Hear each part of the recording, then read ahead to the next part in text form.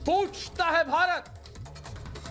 देशवासियों, किसान आंदोलन के बीच से कुछ ऐसी तस्वीरें आई हैं जिसे देखकर पूरा देश डर गया है। मैं शुरू से कहता आ रहा हूं कि देश के भोले भाले किसानों के नाम पर कुछ अलग ही खेल चल रहा है। की हेडलाइन है कि नरेंद्र मोदी ने गुजरात की खेती पलट दी है, बदल दी है। इसमें तत्कालीन उपराष्ट्रपति मोहम्मद हामिद अंसारी से पुरस्कार लेते हुए एक तस्वीर भी है। खैर, आज के गुजरात के खेती की हालत का ब्यौरा इस रिपोर्ट में दिया होता तो 10 अगस्त के हिंदू बिजनेस लाइन की एक रिपोर्ट भी होती, जिसके अनुसार गुजरात सरकार ने प्रधानमंत्री फसल बीमा से अलग होने का फैसला कर लिया। क्योंकि इससे पहले कि पूरी वीडियो आपको दिखाएं, आपको बता दें कि आजकल जब टीवी पत्रकारिता की बात होती है तो रवीश कुमार और अर्नब गोस्वामी का नाम सबसे पहले होता है, लेकिन इनकी पत्रकारिता एक दूसरे से बिल्कुल अलग है। यही वजह है कि हर मुद्दे पर इनके विचार आपस में मेल नहीं खाते। किसान आंदोलन को लेकर भी ये दोनों पत्रकार आमने सामने आ गए। आप लोग इन दोनों पत्रकारों को सुनिए और कमेंट बॉक्स में बताइए पत्रकारिता की नज़र से कौन सही है।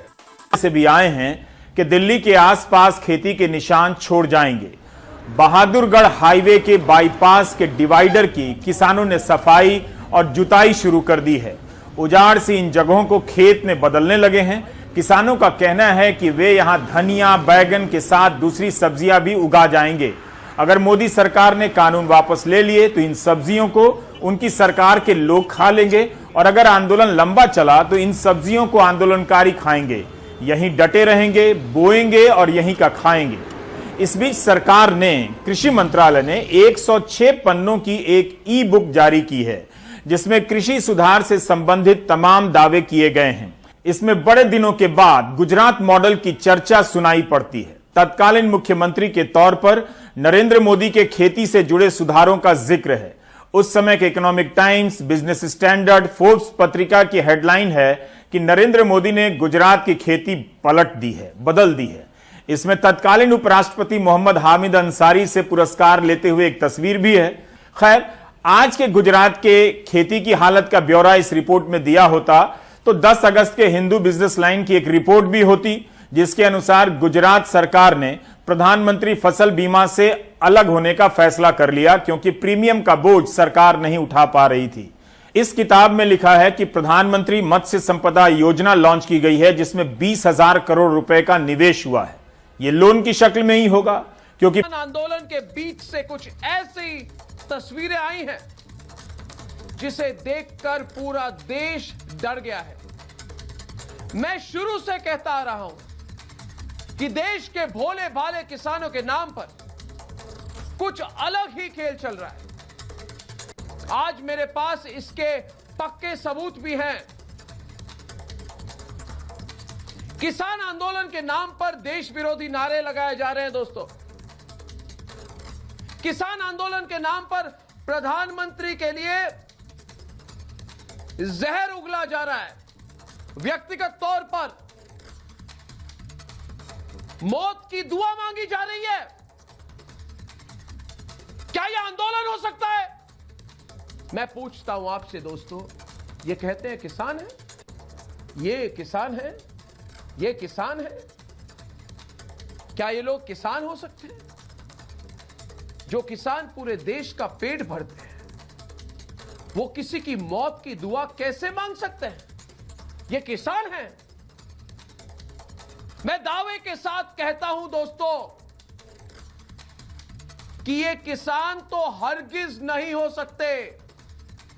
जो आंदोलन किसानों के नाम पर शुरू हुआ था, उसमें ये लोग कौन घुस गए हैं?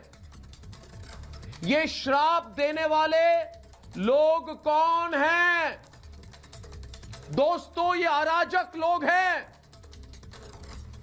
जो वेश बदलकर किसानों के बीच घुस आए हैं। मैं पूछता हूं कि आखिर यह अराजकता कब तक बर्दाश्त की जाएगी? पूछता है भारत, बंद कीजिए इसे, बहुत हो गया। ये वो लोग हैं जो देश में अलग तरह की प्रयोगशाला चलाते हैं। देश को तोड़ने की प्रयोगशाला, देश को जलाने की प्रयोगशाला, देश को बांटने की प्रयोगशाला। इनके लिए हर आंदोलन एक मौके की तरह होता है दोस्तों।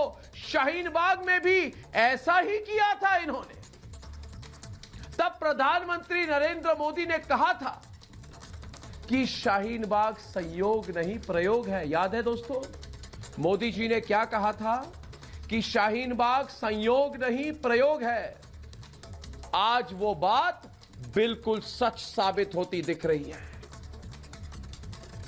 और मैं तो खुलकर बोलूंगा दोस्तों, किसी को अच्छा लगे लगे, नहीं लगे नहीं लगे, मगर शाहीन बाग में जो प्रयोग शुरू हुआ था उसे और बड़ा करके बड़ा आकार दिया जा रहा है। मैं सीधा सा सवाल पूछना चाहता हूं कि अगर आंदोलन किसानों के लिए है तो आवाज भी तो किसानों के हक के लिए उठनी चाहिए। ये टुकड़े टुकड़े वाले कहां घुस गए भाई? नारे भी तो किसानों वाले लगने चाहिए। ये अर्बन नक्सली कहां घुस गए भाई? ये टुकड़े टुकड़े गैंग वाले नारे कहां से आ गए? आंदोलन किसानों का है तो फिर सरजील इमाम, उमर खालिद, वरा राव के पोस्टर्स कहां से आ गए? किसानों के बीच टुकड़े टुकड़े गैंग वाले की एंट्री कैसे हो गई? दोस्तों, मैं कहता हूं कि किसान के आंदोलन को कुछ देश विरोधी लोग अफसर की तरह देख रहे हैं। मैंने 2 हफ्ते पहले कहा था और वही बात आज सबके सामने सच होकर साबित हो चुकी है। इन्होंने किसान के दुख दर्द से कोई मतलब नहीं है इनका। इन्हें तो बस मौका मिल गया है। अराजकता फैलाओ भारत में। इलेक्शन तो नहीं जीत सकते हो, अराजकता फैलाओ। आप एक बार इनके नेटवर्क को देख लेंगे तो दंग रह जाएंगे दोस्तों। दिल्ली से अमेरिका तक इनका जाल फैला हुआ है। किसान आंदोलन के नाम पर अमेरिका में राष्ट्रपति, वहां पे डोनाल्ड ट्रंप, इनकी इलेक्शन खत्म हुई है, वहां पे नए राष्ट्रपति आने वाले हैं। और तस्वीरें जो अमेरिका से आए हैं कि भारत के राष्ट्रपिता महात्मा गांधी का अपमान किया गया है। ये किसान है, ये राष्ट्र विरोधी लोग किसान हैं। अमेरिका के कैपिटल वॉशिंगटन डीसी में ये देखिए दोस्तों, तस्वीरें देखिए। महात्मा गांधी की मूर्ति को खालिस्तान के झंडे से ढक दिया गया। मैं पूछता हूं कि किसान आंदोलन के बीच खालिस्तान का क्या काम है? विदेशों में देश को बदनाम करने की कोशिश क्यों हो रही है? जो ऐसा कर रहे हैं वो किसान नहीं हो सकते। दोस्तों, ये खालिस्तान जिंदाबाद के नारे क्यों चल रहे हैं? ये किसान नहीं है, ये किसानों का उपयोग कर रहे हैं दोस्तों, ये वही लोग हैं जो अन्नदाताओं को अपने स्वार्थ के लिए बरगला रहे हैं। इनके दिमाग में भ्रम भर रहे हैं दोस्तों, ताकि टेबल पर बैठकर सरकार के साथ सार्थक बातचीत ना हो। उन्हें पता है कि अगर किसान कृषि कानून को समझ गए, उसे स्वीकार कर लिया, तो आंदोलन खत्म हो जाएगा। और आंदोलन खत्म हो गया तो देश में शांति। अगर आपको हमारा ये वीडियो पसंद आया हो तो इसे लाइक और शेयर जरूर करें। और हाँ, हमें सब्सक्राइब और फॉलो करना ना